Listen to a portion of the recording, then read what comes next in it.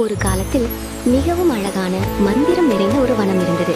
அந்த வனம் பசுமையாக இருந்தது. உயரமான மரங்கள், வண்ணமயமான மலர்கள், இனிய பறவைகள் எல்லாம் சேர்ந்து ஒரு கனவு உலகம் போல இருந்தது. அந்த வனத்தில் ஒரு சின்ன அன்பான பேபி ரோபோ வாழ்ந்து வந்தது. அது இயற்கையை மிகவும் நேசித்தது. ஆனால் ஒரு நாள் அந்த வனத்தில் ஒரு மாற்றம் ஆரம்பித்தது.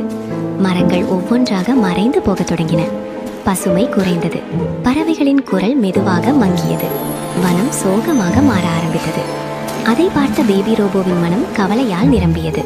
இந்த வனத்தை நான் காப்பாற்ற வேண்டும் என்ற எண்ணம் அதற்கு வந்தது. அப்போது அது ஒரு மந்திர ஒலியை கவனித்தது. அந்த ஒலி அதை வனத்தின் ஆழமான பகுதியில் கொண்டு சென்றது. அங்கு ஒரு ரகசியம் மறைந்திருந்தது. இந்த வனத்தை காப்பாற்றும் ஒரு மாய விதை இருப்பதாக அது அறிந்தது.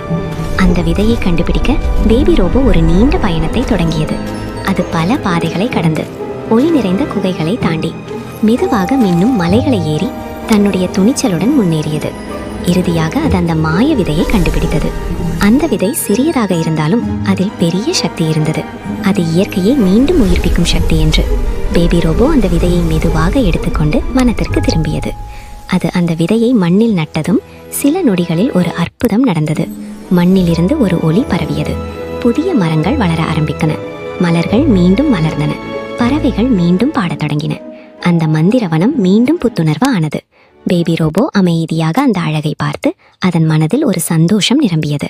இயற்கையை காப்பாற்றும் அந்த சிறிய முயற்சி ஒரு பெரிய மாற்றத்தை கொண்டு வந்தது. இந்த மாதிரி உங்களுக்கு வீடியோ வேணும்னா லைக், ஷேர், சப்ஸ்கிரைப் பண்ணுங்க. ஓகே, பாய். நாளைக்கு பார்க்கலாம்.